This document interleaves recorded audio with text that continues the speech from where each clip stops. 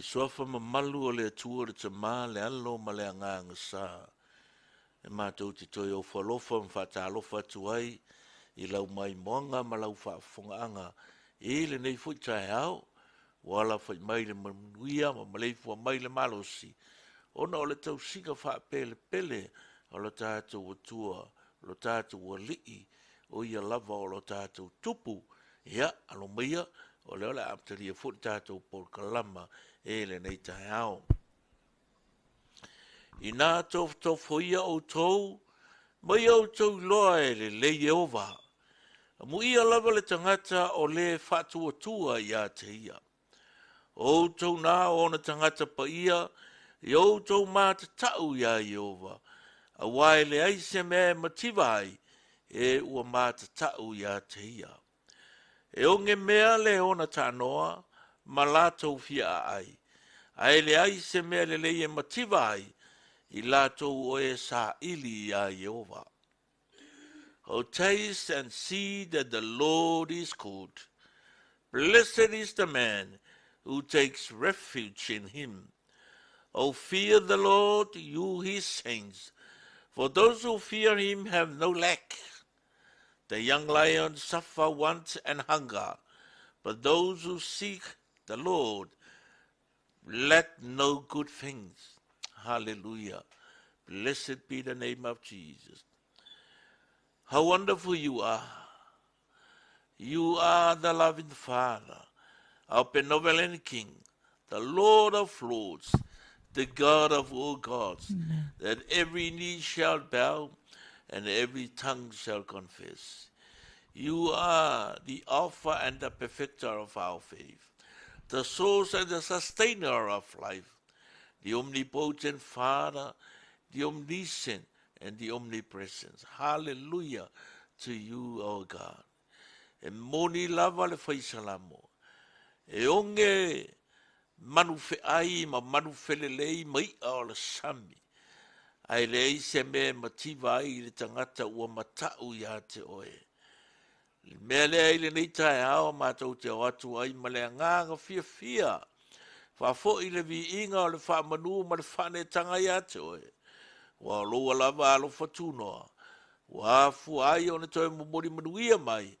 Le soifua o lo nuu ma o mātou tangata. E maisi alo mātou wola I le nei tae au. Ia vi ia masanga vi ia. Le suafa mamalu o Yesu Keriso. Le li o le ola. Ia. Amataria le mātou por kalama le nei tae au. Mātou whanoro manufo ia te oe whamole mone anganga pa ia. A fio mai se ye whamanuia ma whapa ia. Le nei foi au wala so ta inga ua mātou whangaina. Ai mai se o lau whaunga li lingi mai a I mātou. E tonu ma le lei ai mea uma. Mau aini upu le lei ma ni mawhau whaunga anoa I o mātou loto.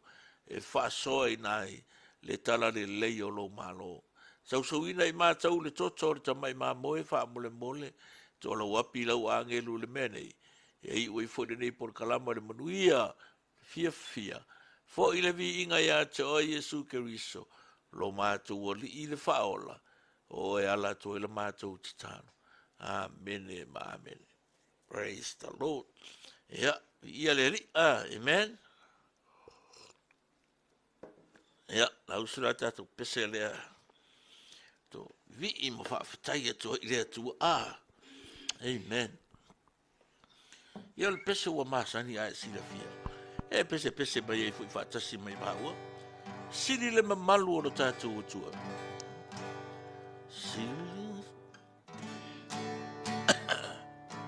Siri le mamalu o lo tātou utua. Sili e se lava ia. Sili le mamalu o lo tātou utua. Sili e se lava ia. Sisi o le fua o le manu malo. Ma vivi le atua. Sili le mamalu o lo tātou atua. Sili e se lava. Sili le paia. Sili le paia o lo tātou atua. Sili e se lava ia. Sili le paia o lo tatou atua. Sili sili e se la vaia. Sisi o le fua o le manu malo. Mavivi i le atua. Sili le paia o lo tatou atua. Sili sili e se la. Sili le alofa. Sili le alofa o lo tatou atua. Sili sili e se la vaia.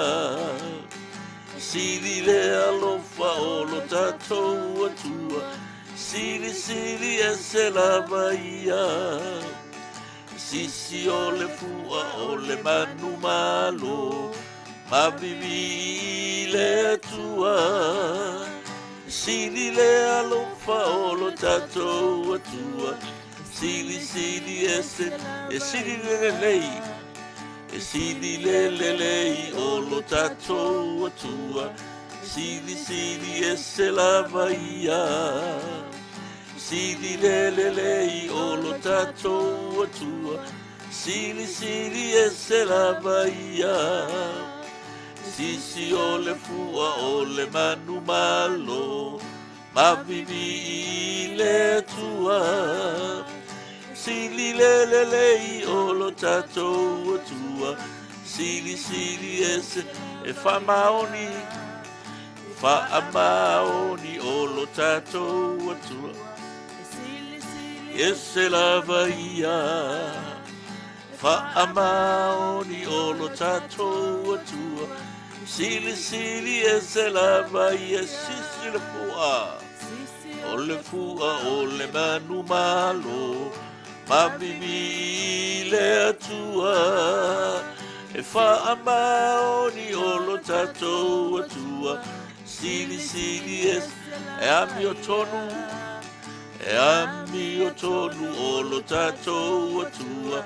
Sili sili e se la vaia. E ami o tonu o lo tatou atua. Sili sili e se la vaia. Sisi o le fua o le manu malo. Nalvi le tua. E ami o tonu o lo tatou atua. Sili sili e se e matautia. E matautia o lo tatou atua. Sili sili e se la vaia. E matautia o lo tatou atua. Sili sili e se la vaia. Hallelujah. Yo le fua o le manu malo. Mavivi le tua. E matautia o lo tatou atua. Sili sili e se. Sili le mamalu. E sili le mamalu o lo tatou atua. Sili sili e se la vaia. Sili le mamalu o lo tatou atua. Sili sili e se la vaia. Sisi o le fua mo le manu malo. Mavivi le tua. Sili le mamalu o lo tatou atua. Sili sili e se la vaia. E sili le mamalu o tatou atua. E sili sili e se la vaia. Hallelujah. Praise the Lord. Amen. Ke rei roa pe te tari tonu iai ai o le mea moni ma le mautinoa. E matua sa o le lei. E le ai se silo na alofa nei lo le atua. O lona le lei, o lona wha maoni, o lana ami o tonu, o lona mana matautia, o lona poto, o lona tamau ainga. E siri siri ese lava le atua I mea uma. Hallelujah. Ia mele tau en whaaftai lo loto I le li. Ona ole. O lona alofo o le siri ese le ole alofo o le atua. Le wa e koe mingo I fo ngai kai au. O e toi alofa I mai fo I whanunga le rei. Ia mamalefu mai le nias fo. Whata alofa toi fo tatu ainga o e ua. Mo mai le manoa mafutai ia whenga ia tupa in siva ta mauri mutalo cheng mai Rick Samoa ia malo mauri ia ia le ali ia pe fo di sunga le fai ia lau pata ka ele whaangali mai au kilani ia fo di tua ia mori la ufonga ta msese mai Samoa pe fo di tua ia fatau sala tu ia Samuelu mai Mount Druitt ia msese o mata utina pele fetuna li mai Campo Town ia male sunga le fai Reverend Christian Aloli mai Samoa ia va pe foi se uso ia pasta tito lua iva tupuanai mai au kilani mai foi tu ia me alofa stawa mai au kilani vi ia le li o mbua le mano tatou mafuta le nei tai au a mene ele lei lava le tua i taimi uma maso uma o le famaros pupu la mo tatou le tai au ne mo mai le ngaluenga sfulu ono al foi upe fitu fa pela lon foi tawina wo o foi la tau i musia ona tau mawhai ai lea i la tau ono atu i pitunia a ua le mawhai lea nganga ona la tau wo amen wo o foi la tau i musia ona tau mawhai ai lea i la tau ono atu i pitunia a ua le mawhai lea nganga ona la tau wo. Then coming to the borders of Mysia, they headed north for the province of Bithynia. But the Spirit of Jesus did not allow them to go there. But the Spirit of Jesus did not allow them to go there. Amen. O lau tūla o le tau talanga whamalosi mo tātou. Red lights and green lights. Red lights and green lights. O whea te vaai ia mea. The red lights ma le green lights. O lunga le awala. Mori mumu ma le mori lan mea mata. O lea le whi au le mori mumu. Lai ta umai a te oe. Tu, ta ofi ta vale. O to e alu. A lea le tala le whi mai ai le green lights po le mori lan mea mata. Alu, au te tu. Alu loa. Whaakusa ma maila whaakulanga o whongo inga lai nunga le awala. Po whea te iai le lalolangi nei. O principo ia tā ua te le loa o ina. E iei le mea ka ole ola i le ata mai. Ma le mea ta ole ola i ta iala. E iei la lona e se senga langa. Iei kei mi e kei loa i lo malama lama o lau awa ngoa le awala. Pato le kusa ma ka iala le whaasingo mai le mori mumu. E kei mi e ke wako i o lae e mori mumu le awala. A lae awa ngoa lo wafe. Ka makau po le afe. O ngai mafau fau le i lo waka mai le iei. E ke sao. Ia, a kongo e ke sao wala ele ai mangi ka avale sao. Pato le principo le ku mai, red lights ku. Po le ale le kilio le awala, le ngā ngā waka koe akulo le popo le furu lua, le kasi po le lua va vea o lengi, alu va solo ako akako, ele koe ku. Ai ngalo i kako, ele kema lai lungo le mori. Pasiro ai embolo markema. Ia la wa sao. E kele o la vea, kele o so a foi se mea kua o lopo se kai fau o kolo si lunga la wala. E po se homeless o sa vari vari lunga la. Ala la wa e mo le kema. Ia wa vaira ia ko inga mele. Principles. Ia kai te o e meio ka iala. Langa e... Excuse me. E iai le se senga o lo wola i lo wata mai. Ma lo wola i ka iala ia. Ai a e mala malama lai ka iala o leo langa. Whaingo fie i olo wolanga.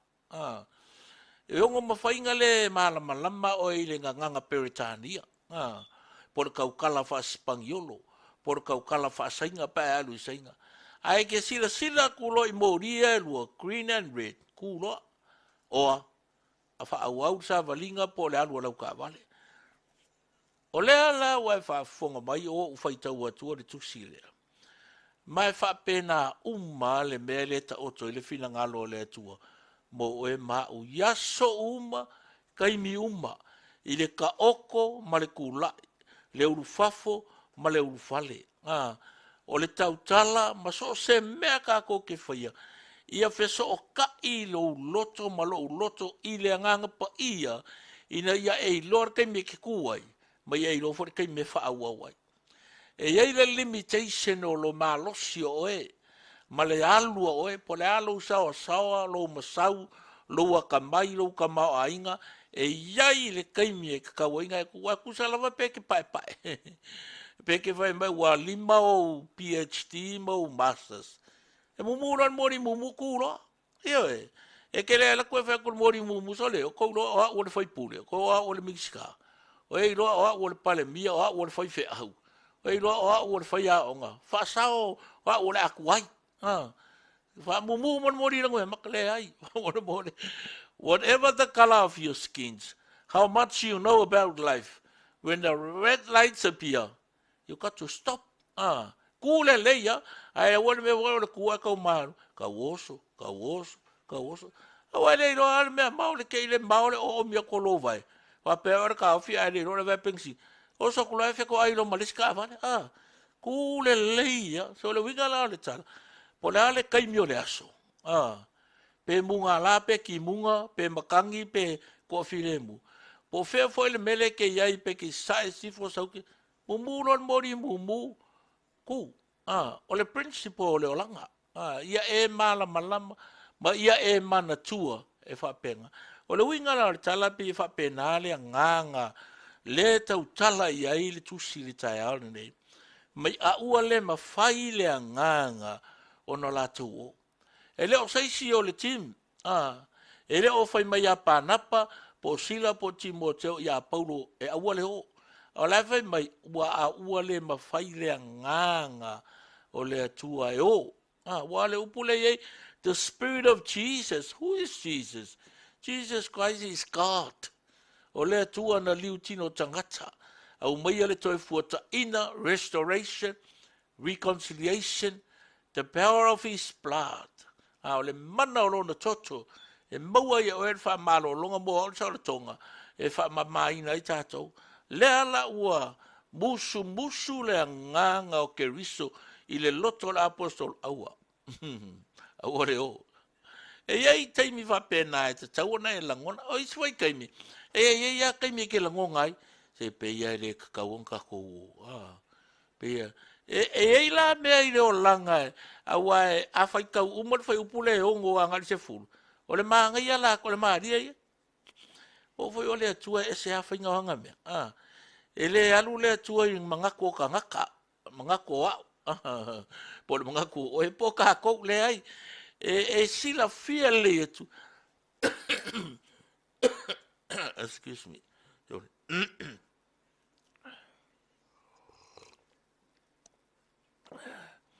O ka kou e umalonga set le plan. O le ngā e le ko yengi swinga. Umalonga wha kulanga le me mua me longa lua me longa kolu me longa wha. Alu ka kou ne meanga wo wha kua. Al fina ngalo le tua e ao ina ia sila fia ka kou. E keimi me kipi a ko ar kasi lua kolu. O so sa o e wha. Alo ngā wewe me wha ngā le kasi mare lua. Ai kipi le kolu wha ma le lima. O so sa o e le launga. O ko e whaengi ai kema. Ngale umare pesen worship. Umare pesen mua pesen lua.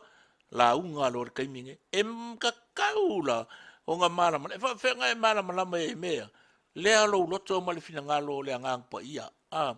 Pi i lo loto mea ngai manga ile anga pongi mua ka kano mua. Whako au mai ei whai polo kalame.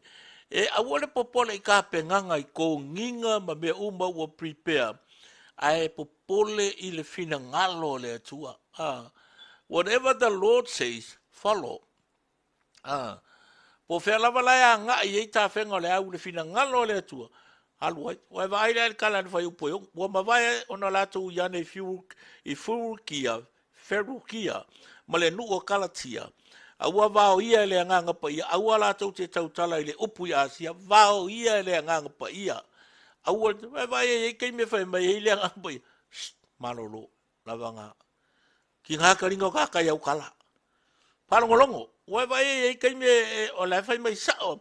Whai mai wa vao ia. But the Holy Spirit will not let them preach in Asia. E kei mi wa e ngau e whaisau mangako, e mangau e whaisau kala. Si wha leo aku mea ia le Kele o le mele kong lo nei. Whaalongo longo le nganga pa ia. E ke kau kalai. Pe kasi pe lua upu. Ai awa pe o le mea lai sau mai le nganga o le tua. Me maa ngai ale whaalongo. Whaalongo fora kala le whaisalamo. Ia maa lia ia te oe upo mātou ngutu. Ma maa whauwhaunga o mātou lotu. May the words of my mouth and the meditations of my heart be acceptable in your sight. E whapenga, whamai. Aua wau ia le nganga pa ia. Aua la tau te tautala le upu ia asia. Ua o foi la tau i musia. Ona tau mwhai ai lea i la tau no atu i pituni.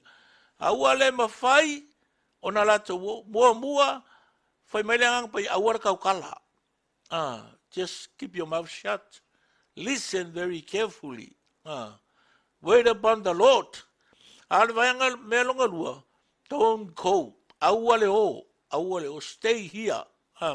Mai ono i whatawhane leo i latu i musia wo o i fo i te roa. O i roa fo i e paulo le whaalinga le po. O le tastangata Maketonia o tu mai ma ai o i mai a te i o whape. Sau ia i Maketonia. Ma whasoaswani mai a te i mata. Wai waila le mea ka ua ngā ngofo. And later on, God revealed. Wa iei le revelation wa o mai le apostolo. Au mai le o le whaalinga le toi ina o paulo. Ona o ai lea. Ai anga forcing i le o la makanga. Ai le yo o mai le whaalinga le. Longo inga mo le mea fuanga le o le sasa whaarou le mangale mea. Langa iei kei me ke afu mai ki ngā inga i mea ke whaia mo le tua. Ai a whaia le o iai le whina ngalo le tua. Oh, what a waste. Ka lo whai lo tātou ti ngā inga. I kupe kele mangi ka peganga i ke. Pe a whai e le iei le nganga o le tua. Tō le me ka ua, ia e whakarikali i le whasino manga ma le kaika inga le tua. O le whasinira, ai se anga le whatanga ina i le nganga pa ia paulo ma le time whaia le ngā ruenga i nuu ia sa la tau i mai. After a series of green lights, God gave Paul red lights, white. Ina wa umar wha mumu mori lang mea makaya, paulo ma le vayanga ia o, ai whafua ila lako wa ia mumu mori mumu, ai sea. These are some of the reasons I believe it applied for Yate Oemau. Because the timing wasn't right. Ele o sa or kaimi. Ile manatso tātou o lawa o keime uma. Wa susuru le la, wa ko or saviri, wa le aise makangi, kako wa oso le mea. Wa le o keime uma. A lewe mai le nganga le to le ai. Se le kai, whakarikali, ko kiki, se uma se si aso, ma se si vai aso, se ke aku le si kula lea. Because the timing wasn't right. A pipi la va pelo loto, ma loto i le ngang pa yo le tua. E ke i loa le le kaimisao. Lona lua, because God needed Paul and Barnabas, i le si mea. Na musu le nganga o le tua ya Paulo. Langa iei le si mea lea e mana o mia e le tua le fai. E leo le mea leo leo ua umanga seki le mea kako ke o i sauke. A lai fai mai lea nganga o le tua ngofo i se umanga ka penga le lei le fale o le ainga le ngofo ai. Se umanga kilingi ia ma uma ia le va pe o ngofo akurunga rio. Le se uma le lei le mea lea. E iei te mea wha kuai e nga fai se mea. Langa iei le mea le mana o le tua e whai mua. Ia le a o anga e kau fusu. Ngai kau i misa. Wha le le mua le misa la wari inga. Usa e o ka kou i ka ki ai pela i ko mea ka kou aora mea ko mea le ai. Le sort out mua mea ia langa e wha vai mangua ai. Ia le au nanga por ngā lua ngai whai. Ma le melon told because God wanted them to be more seasoned before embarking on such a major mission. E sila fiera le tua. O le mea lua e ka penga i o mo koi ke le lavo le malosi e mga o mia. Koi ke le timando le o low energy e mga o mia. Fa mai le stay here. Rest a little while. Ia lava le malo longa. Ia lava lau moe. Au ke va veoso. Se ele se masingi oe. O le masingi a ki a kua. Pe malia iai, pe le malia iai. E o la. Aor ka ngaka. ele ma fa nga alu lo wanga nga fa lo wanga ngalung pe a vai o vai o vai ko pa u la lo maka wa sia mo le e manga o mia lo malo e ila kai mi fa penga e o mai ai va e nga i so fuang o nga e sa i le pe se wala ku wai le ai a o le fa ia me mo fia ia ke le vave ai o ku lo la e fa le ko ngule me e nga sa vole e ko sa i le tua amen e vai salamu e fa ono fa po fast food ina so ia mai au to loa o ha ulava o le tua e vi ia unu ese e vi ia u le lolangi. But from the New King James Version says, be still and know that I am God. I will be exalted in this situation. Wherever I may mangi. For me talan fa salam, be still and know that I am God. I le tai au le nei, fe au manga luenga na wa e angai e. Pe na te nofo lo fale, po fe lava le mena te iai. Ia fi le mulo loto, ma va ai ma fa longo i le musunga le ngang pa ia. Ma tilo le lei, po le mori mumu, po le mori lan me matala o sau. Ai va ai ko le red light, unga e ngo fola ai. Ai ole va ai ko ala mumu le mori ala ka mo fa ia oso. Alu ka vale la vea. Ia, ola la me fai. No se vuole finga o pipelo le leo. Be still and know that I am God. May the Lord bless your heart today. Ia te tai o ele li me umam whanango lana te ita inga. E te iloa le teimi e te tuai. Ma le teimi te alu ai pea. Whawhetai te leanga anga pa ia. Ue whamanatu mai a te mātou. Ia le vaenga tā ua leo langa. Ia o mātou loa lo fina ngalo, mātou langona lo fina ngalo. Ma lo si fofonga. Ina ia aua ni sasa wharou le mangala mātou au nanga. I lungo le awala, i le kale sia, i le malo, a whape fo i tono mātou ainga. Ina ia vi ia lo swafa, i so se mea mātou te whaia. Ia whamanui e lau pa ia, mai se foi o lau whatutua no mātou mafuta le nei tai au. Ia nga le leila o fio ia i lato. La mātou te talo, ia wali tia lava e lo wanganga me uma. Ina ia au manu le nei aso mai e whai uina. I le vi inga o Yesu lo mātou li. Mana tua e o lo whatao, tolia i mauta ngase, ia pofo i o lato mauta malawa, o no totu ngā o le tino le nei. Ia iai lau wha malo longa ia i lato. Ina ia toi whafo i sia lo lato malos. O e foi wo tia i lau pong sao no le malanga le maliu mo le oti. Ia i lau wha mai senga ma lau wha mawha whananga ia i lato. Wha manui ele nei tunu ilo rai le ele lo le tamau ainga, tai, ia wha pe foi tai o le kalesia Kirisian. Ia anga le lei mai wha manui. Ele wha pito le mātou talo ia Australia, New Zealand, Samoa, Tutuila, Manua, o Amerika, po fea lava le lalola. Ia anga le leila wo fio wha mole ia i lato. Au una missionary tawhai fio le lalorangi le nei. Wha mole e wha manui ia i lato. La mātou talo lea, ia anga le lei whanau ia onga le nei aso. Nei, o le nei aso le manui ia le fia ma le saonga le mu. Fo i le vi inga ia to Yesu lo mātou wori i le whaola. O e ala to le mātou talo. Amen, amen. Praise the Lord. Hallelujah. Ia mantua. Afai mai le ngang pa ia le 22. Tunga tula ia ku falele. O le me ki ku ku malu lu fa manu vo ile li tatu ainga. O esa fa na mafuta le le tao. Ia may the Lord bless your heart so ya se wa mudi fa tonu le ota. Ia pe foi Pastor James Price. Ia fa manu ia le tua pe se uso ya ta se tu sa mai o kilani. Ia ma se to fine apela swalka mai merpone. Ia fa manuia le tua fretua ta yana pio mai o kilani. Ia mai se le tato ainga sa mafuta mai li taia. Ile ne ia so may the Lord bless you all. Shalom to you.